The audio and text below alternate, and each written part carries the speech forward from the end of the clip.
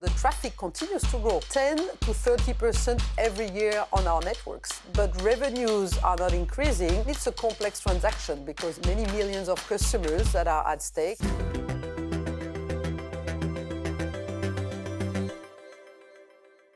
Welcome to The Big Question, the series from Euronews where we sit down with some of the biggest names in industry.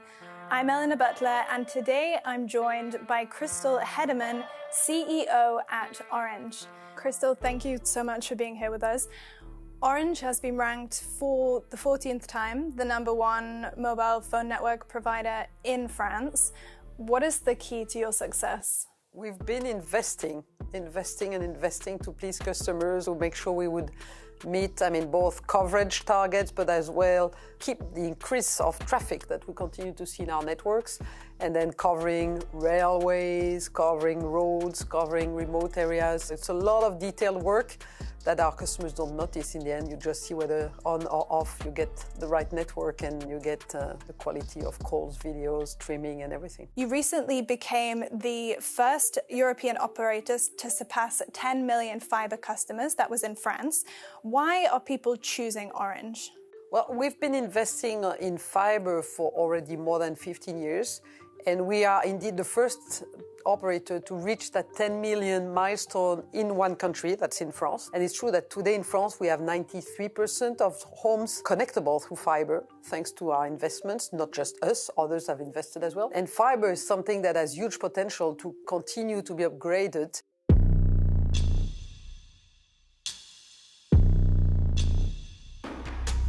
Telecoms is quite a saturated industry. Is that something that worries you? The telecom industry, because of demography, because of saturation, because of equipment, is now a slow growth market in volume. And then the ability to keep on increasing value depends on our ability to innovate, to provide more services to our customers. And it's true that if we compare to other continents, we don't have the growth that we used to have. But despite that, we need to continue to invest massively on infrastructure because the traffic continues to grow. 10 to 30% every year on our networks. People consume more videos, artificial intelligence starts to grow in our networks as well, but revenues are not increasing, and the cost of maintaining our networks because of cybersecurity, because of resilience to extreme events, keeps on increasing. And that's why we believe that consolidation is a must in that environment. You recently made a joint bid with Bouygues and Free for SFR. SFR quite quickly rejected that bid. Why do you think that was? We're talking about a multi-billion. The non-binding offer was 17 billion. It's still preliminary. That means we're talking about a lot of money, so you can expect a lot of discussion to happen. And it's a complex transaction because many millions of customers that are at stake. France is our first country for Orange, so this transaction is very important for us. This type of transaction is not something that can last forever in terms of negotiation because the value at stake is important and the dynamic is important. So that's why it's something that we are clearly engaged in trying to conclude, but there's no guarantee that this non-binding offer will go to an end. Critics would say that less competition in the French market could mean that prices will go up and that services will deteriorate.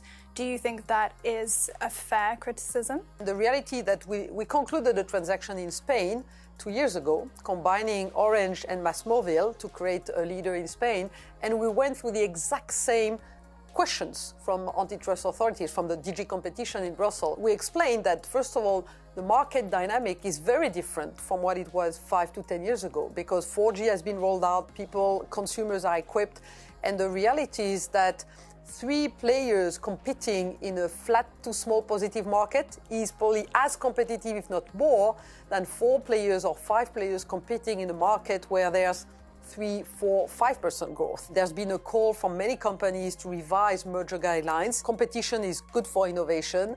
Competition is good for consumers.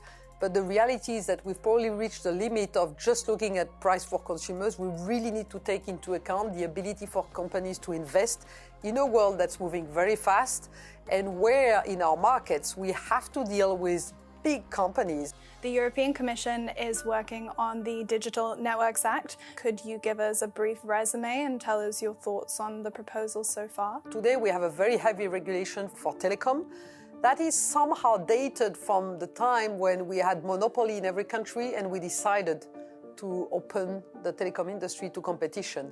And so we need to update the regulation to take into account the fact that we're talking now about fiber networks, we're talking about 5G networks. So the Digital Networks Act, it's really about modernizing. It's an analysis from the Commission that the investment in telecom infrastructure is not at the level required to provide 5G and fiber to all European citizens by 2030. We estimate that the gap of investment, given the market structure today, is 200 billion euro of investment that is not going to come from telecom operators unless we provide a safer and more incentives to invest in infrastructure. Also, there has been resistance to the DNA from certain member states who argued that consolidation isn't necessarily the best way forward, and they're clearly resisting greater intervention from Brussels.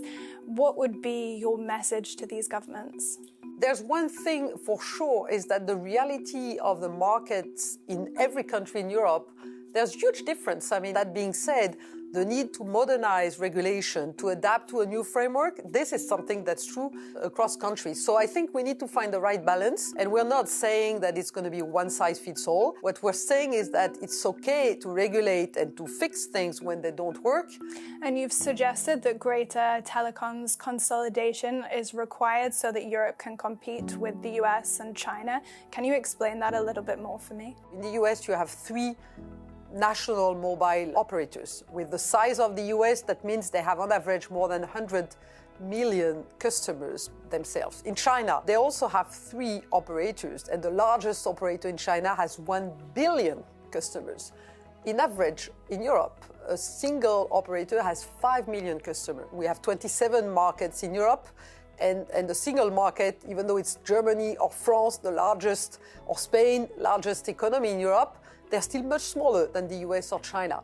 The fixed cost to maintain a network, to upgrade, is such that the more mobile customers you have, the lower the cost per customer is. That's why we see a lot of network sharing. Also, this ability to continue to cope, to make sure that not only we can provide the coverage and the next generation connectivity that's required for European citizens, but it's also making sure we can cope with the needs to protect and secure those infrastructures. I think that's a good point to leave it there. Thank you so much, Christel, for sharing your insights on the big question. Thank you.